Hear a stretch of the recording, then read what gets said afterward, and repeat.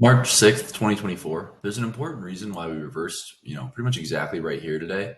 And it has to do with trap traders on the daily chart. And obviously, the concept of trap traders and disappointed traders really comes down to things like this, where you see, say you see a big bear bar here like this, you sell below it. And what do you want to see on bar eight? This is bar seven. What do you want to see on eight? You probably want to see another bar that looks exactly like seven. If you're selling below seven, you're hoping for essentially a giant collapse. And when you don't get it on eight, a lot of those traders, what do? They set a limit or excuse me, limit order to get out around break even, which is right here. And then you can see on bar nine, that limit order gets filled. And then those traders buy back their shorts. And that's what causes this rally is the traders who sold here were disappointed with this and they bought back their shorts. So same thing essentially happened on the daily chart today. Oh, if you look at this entire bull channel, right? We've had a tight bull channel for pretty much, the past, I don't know, couple months. And what have traders been doing? They've been buying below doji bars. They've been buying below reversals, basically betting that the reversals are going to fail. And what happened up here? Traders saw this reversal. They've been buying below reversals the whole way up, and it's been a profitable strategy. And they bought below this, and then they got this bar. And if you buy below this, did you really want to see this? No, you didn't. So they bought below that low and scaled in lower, seeing disappointment bar. And when we got back to that price, those traders were let out around break even. And that's exactly what happened here. Is the low of this is 51.34.25. So 51.34. And we touched it today for the first time since the entry. And look where it is. It's basically the exact high of the day. So that's how you can use the context of the daily chart to determine points of possible resistance and good profit targets, essentially. Just like that. Yes, or bar one, the bear bar closing near its low. It's a failed breakout of yesterday's high. A lot of times when trades start, or when trends start, they start at the prior day's high or low. So it was a possible high of the day, bar one. Follow through for the bears on bar two, but a big tail on the bottom. The context wasn't terrible for the daily chart for maybe some sort of big bear day.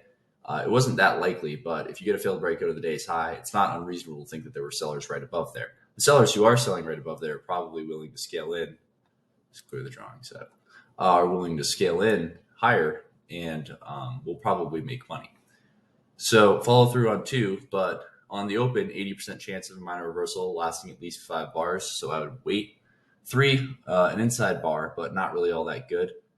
More of just a high one for the bulls after they gap up. Bears see a low one, sell below 3. And bar 4, outside down. Really not all that good, not all that clear. I'd rather just be flat. Doji bar on 5, closing near its high, but I don't think it's really all that good. It's double bottom, probably sellers above, probably buyers below. But tight trading range, it's really better not to do anything. And then you get 6 outside down. Still, a double bottom for the bulls. We're still technically on the credible sell below 1, but really not all that good. And you get a surprise bar on 8 or on 7. 7 is a surprise bar. It's essentially the bulls who were long for any reason giving up, and that's what's causing 7.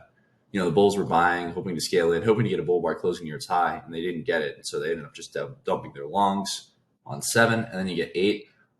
It's a doji bull bar. If it closed on its high, I think it's a credible buy, betting on a bear trap, essentially, and a sell climax on the open, early low of the day. But it didn't end up doing that. Obviously, it was doji bar, so really hard to want to buy. Some follow through for the bulls on 9, but if this is a trading range open, and I think it is, we'll probably get back to the 6 low. Why do I think it's a trading range open? For starters, we had a couple dojis on the open, which is pretty normal. And if this was not a trading range open, 7 probably would have gotten follow through. And 7 instead got disappointing follow through on 8, so we're going to end up getting back to that 6 low most likely, since it's probably a trading range open. 9, a tail on the top. You can see, as I mentioned in the beginning of the video, bears who sold below 7, disappointed at 8, getting out around break even during 9.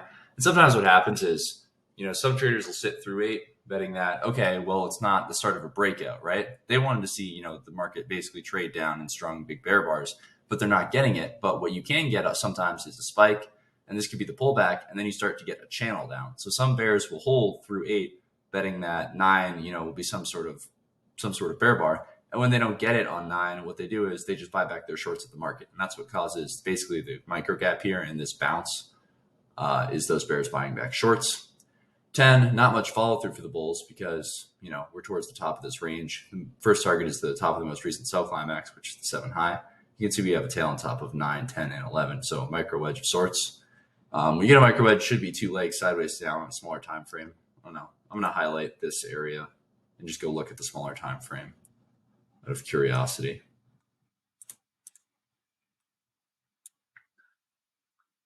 So you can see it was a wedge, 1, 2, 3, and then 2 legs sideways to down. So, we essentially got the pattern. Bulls bought a 50% pullback of this. You can see 9 or 8, 9, 10, and 11, 4 straight bull closes. So bulls not really eager to buy at the highs, but they'll buy pullbacks. So bulls bought the 50% pullback. You can see, and that's where they got filled on 12. No, 2 times the height of this up, or I think just 1 times. So we essentially got a breakout above. That's kind of funny. I didn't even mean to draw that measure move, but we essentially got a breakout above, this trading range, and we got a breakout on 13, and we ended up going for a measure move up, and that's where 19 started to sell off. So 12 buyers with 50% pullback. Some of them scalped out, causing a tail, but they bought it back. Outside up on 13 could be a second leg trap, 1 pullback 2. But the important thing to realize is we've only had closes above the moving average today. So I think it's credible to be long.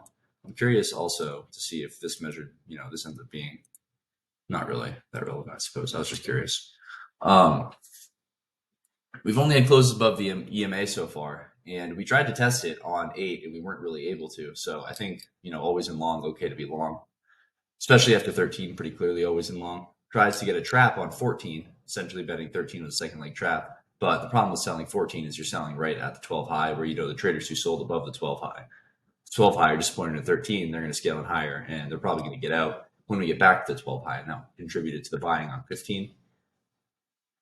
16 and Boulevard closing near its high. It could be a third leg up in a trading range, but we've only had closes above the moving average so far today, and it's a pretty steep moving average. So I think okay to take the buy above 16 for a swing. Good follow through on 17. Okay to add above 17. Follow through on 18, but a tail. Still okay to be long. And then big disappointment bar on 19. Failed breakout of the 18 bar range. If it was a bear bar, it might have been an incredible sell since it was a failed breakout of the 18 bar range and a few legs up. But to me, this looks like it's broken out of, the wedge argument of, essentially 11, 14, and they were hoping like 17, 18 to get a reversal, and they just didn't. So we're still always in long, always above the moving average so far today. 20, a potential final flag. You can see we ended up testing back below the final flag. Final flags often get tested. Follow through 21, 22, disappointment 23, and 1 more leg up 24. The logic behind this, I think, is if you look, it's been a micro channel from bar 15 to bar 22. So 7, 8 bar bull micro channel. And what traders are going to do is they're going to buy the first reversal. So traders are eagerly waiting with limit orders, pretty much just trailing them below bars, waiting for one to get filled. And then it gets filled on 23, and they buy aggressively, causing the bounce on 24. But it's a scalp, it's not a swing. And so they end up scalping out, and that's what causes basically the big dump on 25, is everyone taking profits. 26, a bull bar closing near its high. We've been above the moving average all day. It's okay to buy, okay to be long. This is a little too steep for me to think it's going to be a small pullback bull trend day, but small pullback bull trend days never look like small pullback bull trend days. So okay to buy above 26, I think. Doji follow through 27. But if you're buying above 26, your premise is essentially that we are going to stay above the moving average, and the first time we touch the moving average, we should get a bounce. So that's basically your premise. So if you're buying above 27, you're not expecting a big bull bar like you're not expecting like huge follow through here. You're not expecting it to just race away from the moving average. You're kind of expecting to sit through something like this. So it's a difficult buy, but you have to realize that, you have to know what you're doing if you're to take that kind of buy, and expect that it's probably going to go sideways to down a little bit on you. But your premise is that we're going to stay above the moving average, and this could be a small pullback trend day. Disappointing follow through 27, inside bar 28, high 1 buy for the bulls. They get good follow through 29, but traders end up exiting at the new high 30. So traders who sold above the 25 high were able to make money, scaling in. 31, a bull bar closing near its high. Always in bulls can buy again. 32, it's important that, 30 was not a good sell at all, but if you did sell 30 and you sat through 31, you can see 32 gave you a brief chance to get out around break even, and traders took it, and that's what caused the bounce. Follow through for the bulls on 33, very climactic bar, trying to get a breakout above the channel, probably going to go sideways to down for a few legs towards the moving average. And that's exactly what we did. 34, potential bull trap. 35, follow through for the bulls. Or sorry, potential bull trap on 34 and an inside bar 35. So it's an II, which is a final flag. You can see 36 tried to break out above the final flag, but wasn't quite able to. 37, we were essentially just trying to test this magnet. This whole thing was essentially a vacuum test of this magnet, and we tested it on 37. So bulls started to sell. Additionally, a failed breakout above the final flag. So get a disappointing doji 37. Probably traders looking to take profits and get a couple legs sideways, sit down to the moving average. 38, double top 36, but probably not worth the sell. If best case here, probably just be flat and wait for the test of the moving average. You know that this was probably the target that we were looking for, and it seems like that's what traders were paying attention to, and that's where they took profits. Follow through for the bears on 40, 41 down here, basically below the moving average now for the first time. But you know that we haven't even touched the moving average yet today with the tail, let alone a body. So bulls are probably going to buy the first reversal up. You get 42. Follow through on 43. And, at this point in the day, you're thinking there's going to be one of two options, really. So it's either, it's not a small pullback bull trend day, right? If it was, this probably wouldn't be happening this early. We probably would have continued above the moving average for another, 15, 20 bars. But, with that being said, this was a pretty tight move. So what are you expecting, right? An hour or two of sideways trading, and then one of two things happen. So we had the rally, and now we're going to go sideways, and you either want some sort of lower high major trend reversal, or you want a leg two, like a leg one, leg two day. So they want one and then pull back, and then, maybe to over here, and then it's to start a second leg up for the bulls. Or they want a lower high like we got in a major trend reversal like we got. So we ended up getting the lower high major trend reversal day. And I think there was kind of a hint of it when you started to get 46, 47, and 48, and I'll explain that in a second. But 43, follow through for the bulls, but disappointment 44. The channel down from 35 to 41 was relatively tight, so you'd expect the second leg, which you do end up getting on 44. You can see the traders who sold below 41, disappointed 42, 43, had a chance to get out. 44, trading range behavior. 45, the bull bar closing near its high. It's a high two. It's probably maybe an okay buy, but you're buying high in a tight trading range. So I don't think buying there with a stop below 42 is all that good. You probably need a wider stop and be willing to buy more. And when we got 46, I thought that was important because usually this buy will normally go more sideways since it's a tight trading range. And it's too soon to start the second leg up, right?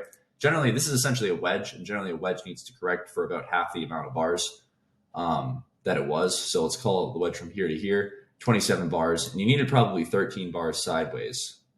And, you only got 10 or 11. I guess you got 12 sideways bars. But I don't know. I just generally, after this, I would expect, you could argue that this whole thing was part of the wedge. I would expect that the market was going to go side for probably more like 15 to 20 bars before it gets a second leg up. So I did not think this was enough of a correction for us to start the second leg up.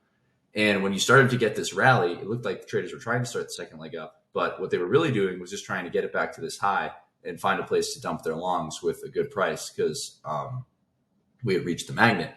And you get follow through on 46, 47. But think about it. Is this the kind of, do you really ever see this just start going up immediately again all the way?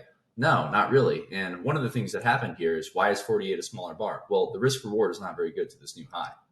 If you're buying above 47, you probably have to risk, I don't know, like 5-6 points, and you're trying to make, two or three. So the risk reward is not very good. So a lot of traders will just end up taking profits a little early, and that's what happens. 48, 49, huge surprise bar 49, disappointment on 50. But when I saw 49, my immediate thought was, well, we're probably going to get a pullback and then some sort of second leg down, and I'll look to trade the second leg down. 50, a reversal up and follow through for the bulls on 51, but it's not worth buying. I think 51 is just traders who sold below, who sold during 49, who were getting out above 50, and that's what's causing 51. So I don't think many traders left to buy above 51 since I think it's bear profit taking, and that's what happened on 52. There were sellers above, and 52 was the second leg down from 49. So, but not really very tradable. Way too big of a bar. Risk is too big. Can't really look to sell.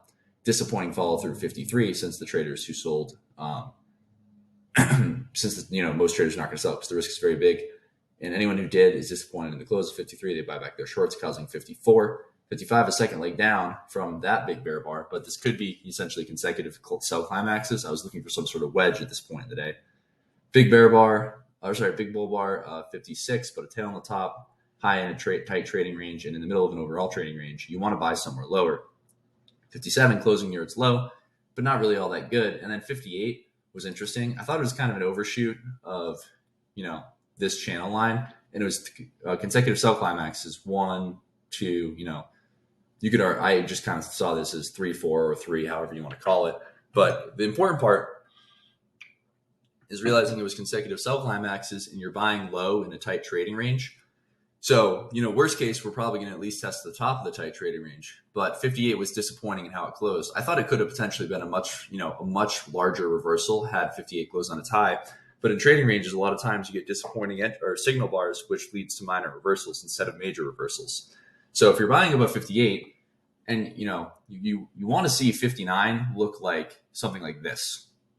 You want to see 59 be a big bull bar closing near its high, trapping traders in and start to really race up rather quickly. And when you don't get that on 59, traders start selling out. And you can see we got a tail on 60 because of that. 60 closed basically at the moving average, but a tail on the top. Traders knew this was probably a minor reversal. And with the tail on 60, you could argue there was one on 58, 59, pull back on 60, and then a second leg up. And you're high in a tight trading range. So traders just want to get out up here. And that's what causes 61. Follow through 62, but it's not that good. We're just in a tight trading range at this point. Wouldn't do anything. 63, another doji bar, probably buyers below. 64, disappointment. 65, again, trying to form a high 2 on 62, but it's not that good. You need, strong bull bars closing near their highs. Trades like 67 are really tempting, but there's a couple things wrong with it. And one is that we've just been selling the moving average this whole time, so we're probably going to keep selling it. We also have alternating bars, bear bar, bull bar, bear bar, bull bar, bear bar, bull bar. We ended up getting bear bull, bear bull, bear bull all the way through 75. So it was really hard to want to buy in here for that reason. But trades like 67, you're also buying high in a tight trading range. So you can't buy above 67 and put a stop below 66, I don't think. I just don't think that works very much. And if you do that and you see 68, then you just have to get out and wait for more price action. What you probably can do is buy above 67 with a stop, maybe a measure move down, and add on below. So what traders do, if you look, you can see them doing it. You can see so some traders bought above 67. They knew one of two things is going to happen, right? Most likely they're going to be disappointed, have to scale in lower, and they'll get out with a profit on their second entry and around break even on their first entry, or will race up and they'll make a profit just on their first entry. But you get disappointment, 68. So the traders who bought above 67, there's two groups of them. One is the group that they bought here. They're disappointed in this. And as it started to move up to their entry price on 69, they got out. And that's the cause of this selling. Other traders knew that it was possible that 69 would close on its high.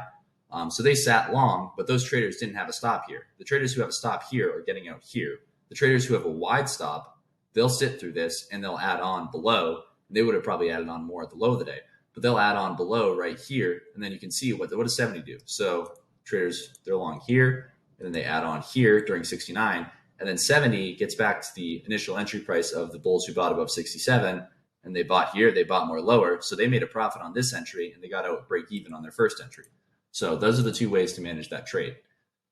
71, a bear bar closing kind of near its low, but not really all that good. This is alternating, bars. I thought we were going to get kind of a rally at the end of the day because we'd had a couple of good bull closes. So I thought we would get a bounce, and we do end up getting it. But again, if you're buying above bars like 72, you're buying in a tight trading range. You need a wide stop, and it's pretty late in the day to be doing that. Probably can't just exit below 73. Have to obey your stop, and we end up getting a rally to around this close at the end of the day. We didn't get back to this low, so I think the 51 low and the 48 low will be resistance over the next couple of days for the same reason that happened on the daily chart. The bulls who bought below here are trapped and they want to get out. Same way that the bulls, it was this day, but the bulls who bought below this day got trapped and they got out here. For stop orders, not like the best day for stop orders, I don't think, but 16 is okay, 17 probably, 20, 21. 26, maybe 45, but you can't buy above 45 and get stopped at below 45. If you're long up there, you need to be trailing a stop a couple points below a bar because the risk of a lower high major trend reversal is becoming very real. That was pretty much it. None of this was really good. I mentioned maybe 58, but unfortunately, just not a really good bar. On the daily chart, Um, just disappointment all around. Probably buyers below yesterday's low, probably sellers above. So I pay attention. If we tomorrow trade above yesterday's high, then probably expect sellers. If we trade below yesterday's low, probably expect buyers. Bears see a pullback and they want a low one short. That's probably not going to be all that good. On the weekly chart, bears really trying to get a bear close, closing below its midpoint. So the midpoint of the week might become an important area. You can see we're very close to it, around 51.10. So, I would pay a lot of attention to the midpoint of this week. And if we end up closing below its midpoint, it's very good for the bears. If we end up closing well above the midpoint, obviously good for the bulls. And yeah, that's the day.